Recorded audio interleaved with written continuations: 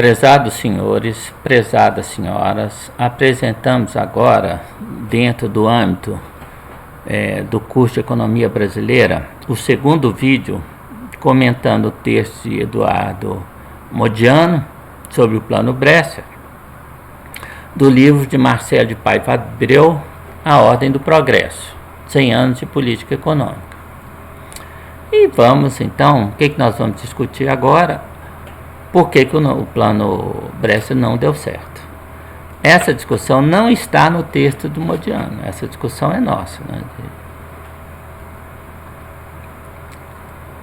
Bem, primeiro, foi um plano ortodoxo ou heterodoxo? Reajuste dos preços defasados e desvalorização cambial, quer dizer, você reajusta os preços defasados, né? Primeiro, que você quer que o mercado funcione. Em segundo lugar, se esses preços são preços públicos, que era o caso, né, você quer reduzir o déficit do setor público. Então, você reajusta os preços, tá certo? É claro que isso tem um impacto imediato sobre a inflação. Claro, você aumentou os preços e só isso, né, vai ser computado, vai entrar no índice de preço. E imediatamente, né, as empresas que compram esses bens, que pagam por esses bens e serviços, vão reajustar seus preços, né, a não ser que estejam sujeitos a congelamento, né. E a mesma coisa, a desvalorização cambial também tem um efeito imediato, né. Imediato, ele tem um efeito mais do que imediato, mas imediatamente ele aumenta os custos e, portanto, os preços, né. Então, você tem um forte e imediato impacto sobre a inflação, né? À toa que a inflação em junho vai ficar em 26%, né? Bom, em seguida você vai, na terceira medida, né, com a correção parcial do câmbio pela inflação interna. Você está colocando um mecanismo de realimentação permanente da inflação. Só que, como a desvalorização, você está corrigindo a baixa da taxa de inflação, né, você está causando, né, uma progressiva valorização cambial real, tá certo? O câmbio vai ficando defasado, né? Vai ficando defasado.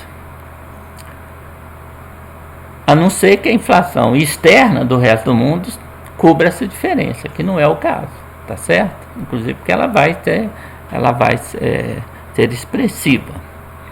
Forte arroxo salarial. Ora, nós já mostramos que os salários são a variável distributiva, não são a variável que afeta o nível de preço. Por quê? Por conta da chamada curva de lucros salários, que foi descoberta por David Ricardo em 1817. Foi descoberta, não, apareceu publicado pela primeira vez, né? Essa curva vai ser convenientemente esquecida, né, nos dias atuais. Ninguém faz menção a ela, pouquíssimos, né? Então, qual que é a ideia, né? O arroxo salarial reduz os custos de salário, mas aumenta a taxa de lucro, então aumenta os custos de capital. Então, os efeitos sobre o conjunto da economia são indefinidos. Melhor dizendo, são quase nulos, né? Corte do déficit público. Isso provoca uma recessão. Tá certo? E o que isso tem a ver com a inflação? Nada, a não ser que você tem um déficit público gigantesco que causa um aumento de oferta gigantesca. Ok? Até porque a relação entre taxa de inflação e aumento da oferta de moeda, ou excesso de oferta de moeda, é pequenininha, né? Como demonstram vários estudos econométricos. Política monetária contracionista, você também está fazendo a mesma coisa, né? Você está causando recessão. O impacto sobre o nível de preços é, na melhor das hipóteses, muito pequeno, né? E o congelamento temporário de preço, ora, isso é claro que você cai a inflação no curto prazo, certo? O que estava faltando aqui, vocês poderiam colocar mais um elemento, que é adicionamento da correção, reindexação ou indexação parcial, que vai vai ser um dos resultados do plano, né? Isso tem um efeito, né, sobre a distorção dos chamados preços relativos, tá certo? E os efeitos sobre a taxa de inflação são na verdade são nulos. Eu estou falando que são nulos porque, como nós vamos ver, a taxa de inflação vai subir, então os efeitos são nulos, né? A priori, para falar isso ou não, você teria que entrar em outras considerações, que não é o caso aqui, né? Bom, observe a taxa de inflação, né? Observe que já em abril e maio ela dá uma né, subida, isso aqui por causa, em parte pela desvalorização cambial, né? Depois o que vai acontecer? Ela vai cair. Por que ela vai cair? Por causa do congelamento, tá certo, né? Aqui tem o comportamento, né, do câmbio, né? O câmbio vinha acompanhando mal ou bem mais de próximo o índice de preço, né? Tá certo? Aqui não é inflação, não, é índice de preço, nível de preço,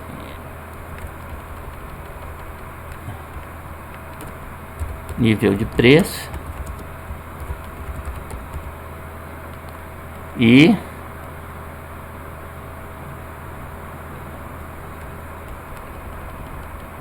do câmbio, certo? Dá uma ideia na errada, né? Isso aqui é o nível de preço. Observe que ele dá uma acelerada, né? Vai dar uma acelerada, né, por causa da desvalorização cambial, tá certo? Tá certo? Então ele dá uma acelerada nesse período aqui, né? E depois, né, o que vai acontecer? O nível de preços vai perder velocidade. A taxa de inflação cai, então o nível de preço continua saindo, elevando, mas é um nível menor. Isso aqui é a fase inicial do programa, né? A taxa de câmbio, de inflação é menor, né? Ela vai cair, né? Ela vai ficar em torno de 6, 7%, vai cair de mais de 20% para 6, 7%, né? Então vai ter um impacto, né? Agora depois, né, o que aconteceu? Ela vai se acelerar. Como você está corrigindo, a correção cambial é menor que a correção monetária, é claro que o nível de preço está se elevando mais rapidamente do que a taxa de inflação. Então você está causando uma das coisas que você quis corrigir com a... Isso é claro que tem um efeito de desacelerar um pouco a inflação, ou evitar, não desacelerar, evitar que ela se acelere mais ainda, né? Mas isso, se você está causando um desequilíbrio que vai surgir amanhã, que é na balança comercial de novo, né? É aquela ideia que nós já falamos. Essa ideia de equilíbrio em todos os mercados, isso é só em condições especialíssimas é que você vai conseguir. Bom, aqui está a representação, né? Primeiro, aqui é o comportamento do salário e do nível de preço, em termos de índice, né? Observe que os salários, né, durante aqui é a entrada, né?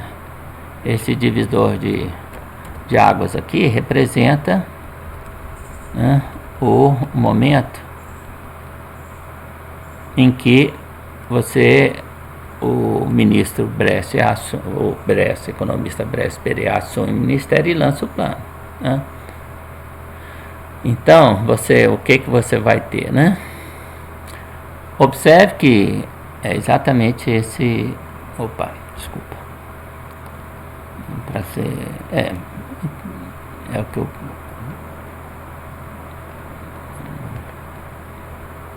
eu considerei como 100, né? O índice aí chegando a 100 no mês de junho, que foi lançado o plano, né, do dia, na virada da quinzena, né, dia 16 de junho. Então, o que acontece, né? Observe que a partir de então, né, os salários, tanto o salário mínimo, cai acentuadamente, salário real, e o salário da indústria São Paulo cai menos. Por quê? Porque vários empresários se negam a ver seus trabalhadores se estão produtivos, estão trabalhando bem, tem que estar motivado. Então vários não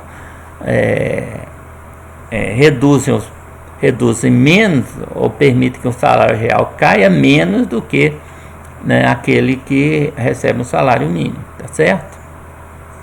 Então esse é o salário da indústria em São Paulo, esse azul, né? E aqui, isso aqui está no eixo da direita, né? Do eixo da direita. Tem elevação, a elevação do nível de preço. Observe que o nível de preço está para cima, né? Quer dizer, o salário está para baixo e o nível de preço está para cima. Isso exatamente, né? Não tem nada a ver controle salarial com o nível de preço. Por quê? Por causa disso aqui que nós já explicamos, né? Anteriormente, vamos explicar de novo, né? Por causa da curva de lucros salários. Quando você reduz os salários, né?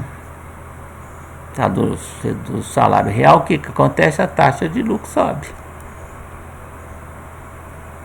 Ora, só que a taxa de lucro entra no cômputo do custo de capital, que é a taxa média de lucro vezes o montante de capital imobilizado. Então, cai os custos salariais e cai e sobem os custos de capital. Quais os efeitos sobre os preços? Aqui nós apresentamos. Isso aqui é tirado de um modelo de insumo-produto com dados, não são dados reais, mas pode pegar dados reais. Eu já fiz. O problema, né, com os dados reais, que eu peguei a matriz de 1980, que é a única hipótese, mas não tem a matriz de capital. Eu até estou construindo uma, mas é uma coisa que eu enfrentei várias dificuldades, né? Então parei. Um dia eu vou fazer, mas isso não tem problema, porque este comportamento é efetivo, né? Qualquer economia que você construa a matriz de insumo-produto, de coeficiente técnico de produção e a matriz de coeficiente de capital, dá isso. Tem setores que os preços sobem, que é o que todo mundo acha que vai acontecer com todos os preços, porque aumenta os custos salariais. Esses são os setores de capital intensivo. Nos setores, aliás, são os setores de trabalho intensivo, né? Nos setores capital intensivo, é essa curva azul, né? O preço cai, se aumenta a taxa de salário, o preço cai. Isso quer dizer, choca o senso comum, né? Aliás, choca o senso comum ver que o céu gira em torno da Terra, mas na verdade a Terra está girando em torno do céu, né? Os terraplanistas querem rever isso aí, né, como se tivesse cabimento, né? Aí constroem uma coisa, né, o mundo é um arredondo, parece que eles vão, né, recorre ao sistema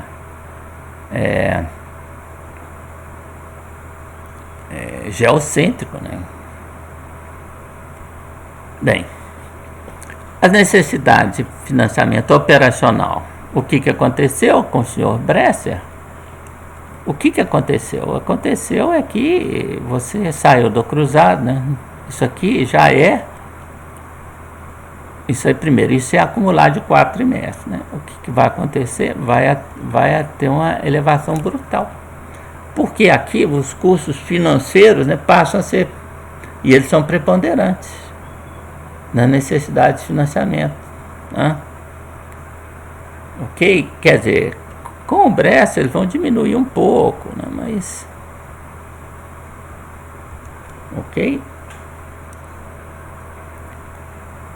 Também o objetivo... Qual que é o objetivo do programa? Por que nós usamos o conceito operacional, que é o único consistente? É preciso dizer, né? Que não leva em consideração a taxa de inflação que incide sobre a correção monetária. Então, as necessidades de financiamento, o governo federal, né, vão cair, tá certo? Em termos de porcentagem do PIB, tá certo? Esses não são os dados, né? Os dados para 1974 vão ser, 87 vão ser diferentes, mas esses dados eu peguei no data IPA Data, né? Então, os dados anuais não batem com os dados quadrimestrais, não sei porquê, mas eu também não vou ficar fazendo uma grande pesquisa. Então, de qualquer maneira, os dados apresentados são esses, né? E aqui, né, está mostrando o que aconteceu, né? Quer dizer, o nível de preços continuou se elevando, né? E o nível de liquidez real, né? Primeiro teve vamos colocar aqui, acompanhando. Quer dizer, o nível de caiu. Ele vai subir só em dezembro. Ora, então o que você está falando? Você está falando que a oferta real de moeda está caindo, em termos reais está caindo, né? Ou seja, a taxa de crescimento nominal do estoque de moeda está menor do que a taxa de crescimento do nível de preços. Isso mostra que a elevação da inflação não tem condicionante, não foi resultado de excesso de oferta de moeda, tá certo? Bom, e aí também tem o que aconteceu em termos de demanda agregada, né? O nível de preço está elevando e a economia não entrou na recessão, mas ela vai cair, quer dizer, o nível de preço está medido aqui, ó. A taxa de inflação está medida aqui, né? Taxa de inflação, não é nível de preço, não. E o crescimento do PIB está medido aqui, tá certo? Então o PIB vai cair para 3,5% a taxa de crescimento, vai vir de 7% para 3,5%. Aliás, nisso o Bresser acertou, né? Essa era a meta e cumpriu a meta. Só que a taxa de inflação explodiu, né? Observe que a taxa de inflação vai aumentar. É claro que nesse período aqui ela é baixa por conta do plano cruzado, né? Que foi um plano de congelamento, tá certo? Bem, outro plano poderia ser bem sucedido se a gente colocasse outro economista, se me colocassem lá. Na verdade, tinham que colocar com a cabeça que eu tenho hoje, né? Com a cabeça que eu tinha naquela época, não está tão diferente assim. Tem algumas coisas diferentes, né? Porque eu fui para os Estados Unidos estudar quais seriam os fatores. Fiz meu doutorado na New School for Social Research, né? De 1987 a 1991, né? Foi estudar o que determina o nível de preço, né? A inflação, né? Tá certo? Então eu cheguei com respostas bem concretas, fui com várias dúvidas, tinha certeza do que não funcionava, que as coisas que eu já apresentei, mas o que funcionava eu não sabia, né? Mas então, né? Primeiro, e se eu fosse com a cabeça de hoje, fosse naquela época, eu teria conseguido e tivesse apoio político, etc., todas as condições favoráveis? Eu acho que não, tá certo? Por quê, né? Primeiro, mas antes de falar sobre isso, vamos dizer o seguinte, né? O plano de Bresser tinha objetivos múltiplos e conflitantes.